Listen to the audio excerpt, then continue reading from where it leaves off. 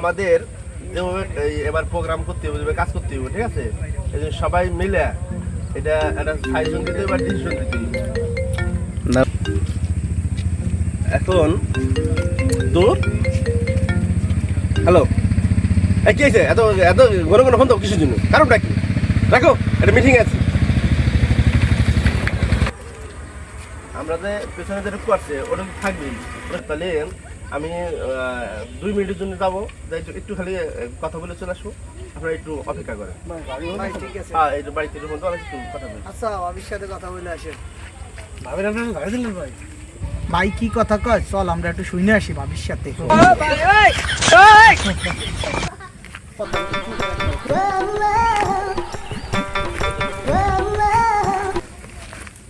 কি?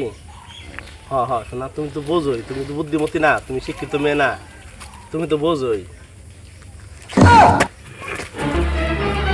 Oh no!